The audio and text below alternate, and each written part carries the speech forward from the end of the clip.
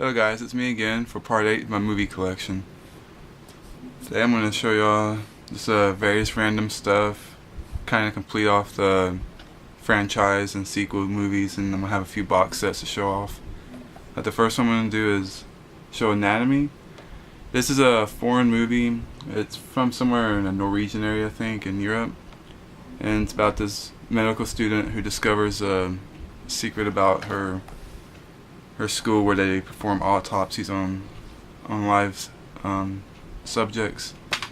So it's a pretty interesting thriller. It's pretty good, especially for you have to read the subtitles and stuff. But that stuff doesn't really bother me much anymore.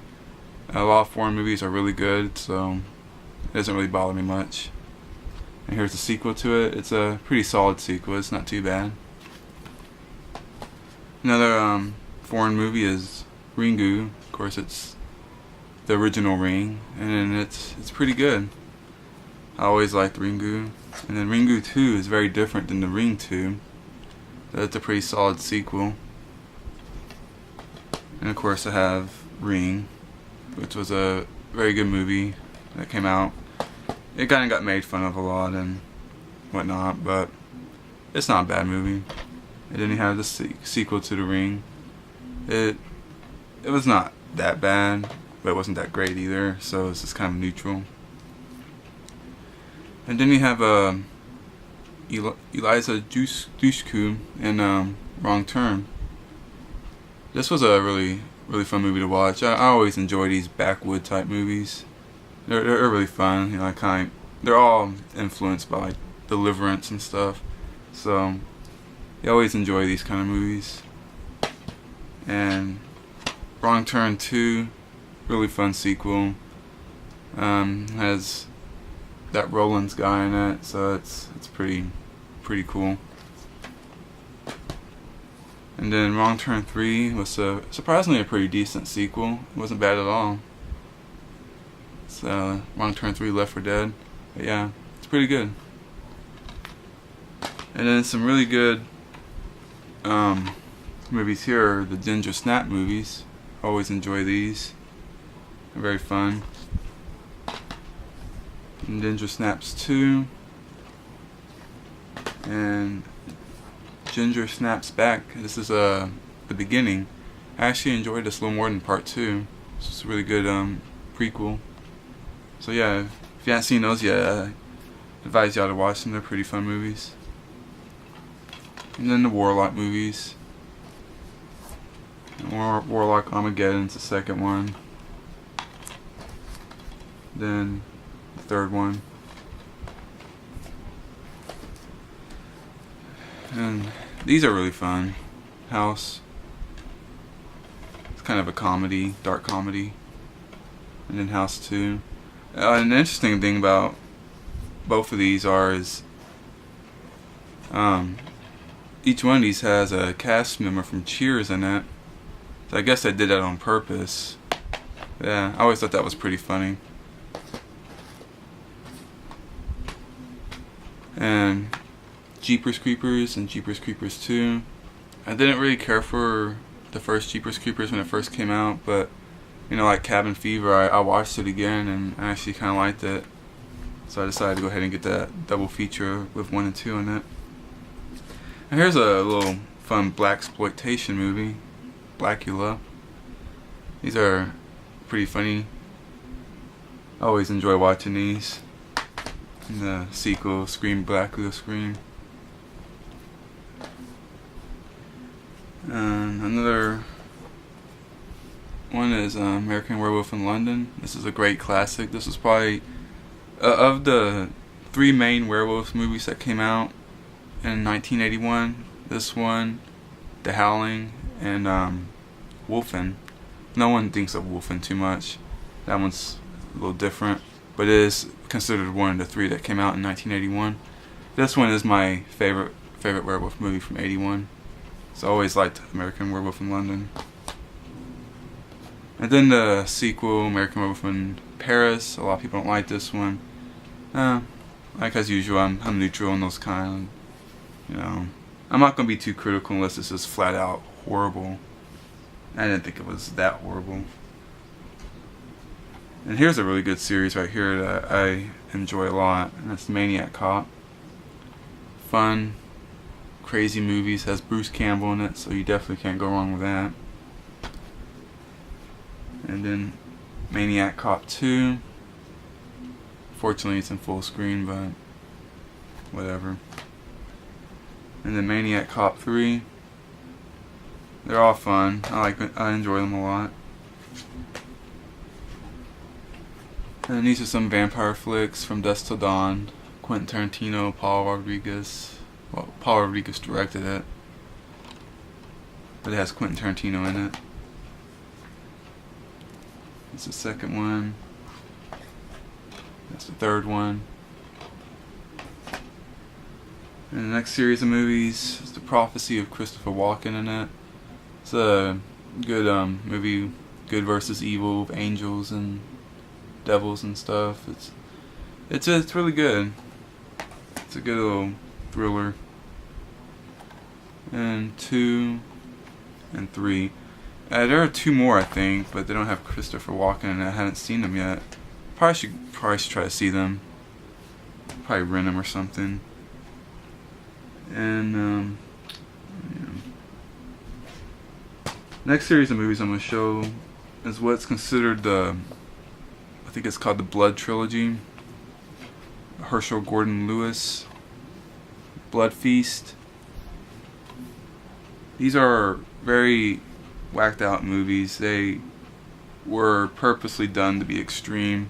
They used a lot of red paint and stuff for blood. And they're just really crazy movies. And Herschel Gordon Lewis was trying to be revolutionary, and he was. I mean, this kind of stuff was unheard of back in the early 60s. So a lot of people were probably appalled by it. And that's Color Me Blood Red, where an artist uses people's blood to do paintings. So yeah, I mean, watching them and thinking of the time period they came out in is pretty surprising.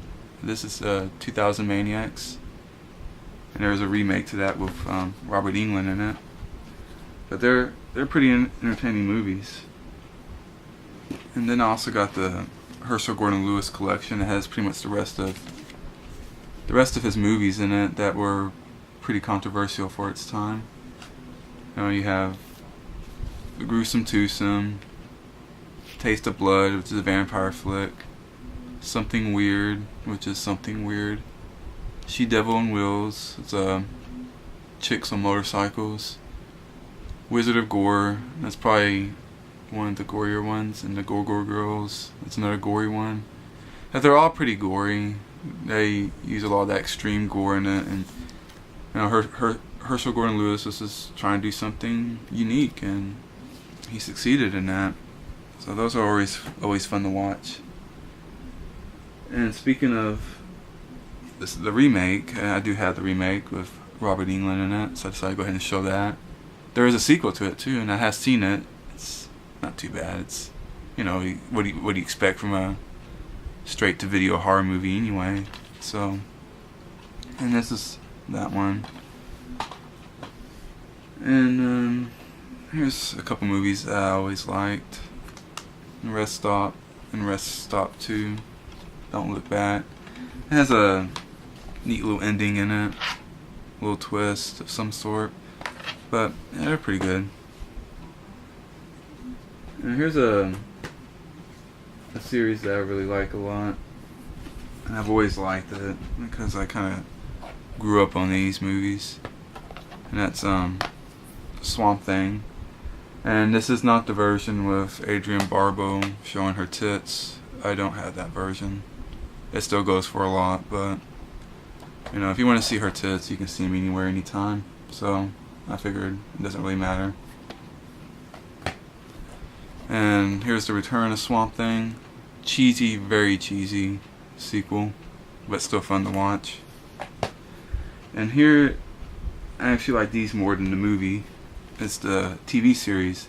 I grew up on this TV series. I used to watch it all the time when I was a little kid on the USA Network. I've probably seen every episode before I bought these sets because I remember watching them all the time on the USA Network. Always loved Swamp Thing series. And these were Shout Factory. Shout Factory put these out, and they did an excellent job with them. I was really happy with these when I got them. That's volume 2.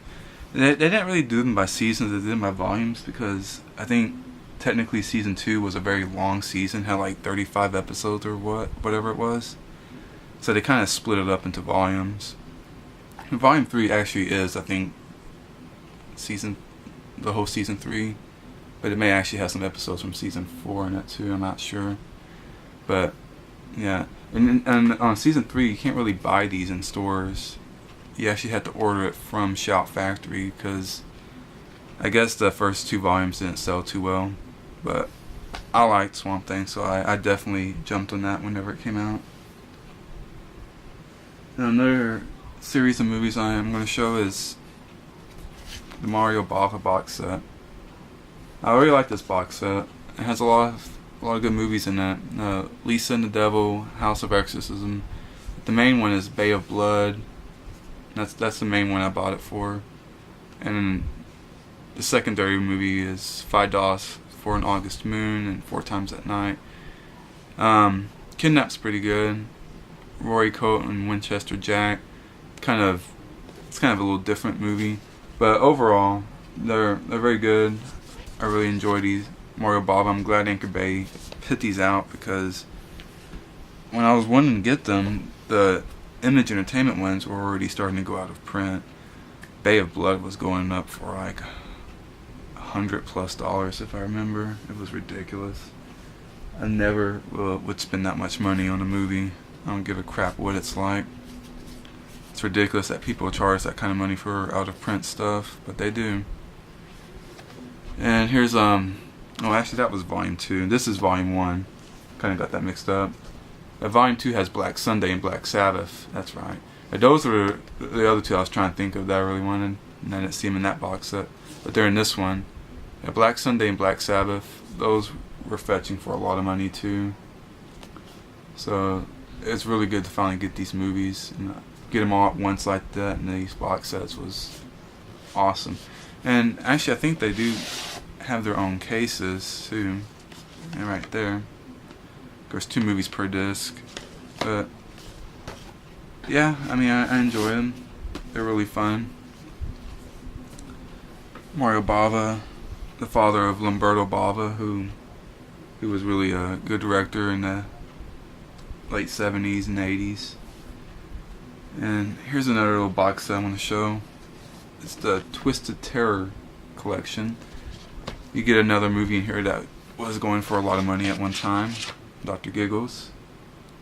And then you get some other unique movies in here, like this is John Carpenter's movie here. Someone's watching me. Yeah, that's right. It was a TV movie. And this movie was never released on DVD, and I actually bought a VHS of it before this came out. But I got it really cheap because I bought it at the video store when they were selling tapes.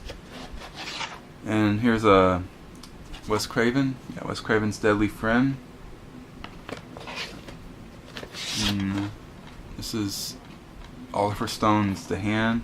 See, a lot of big directors directed these movies, and I guess the directors didn't like them, so they kind of didn't want to be a part of it.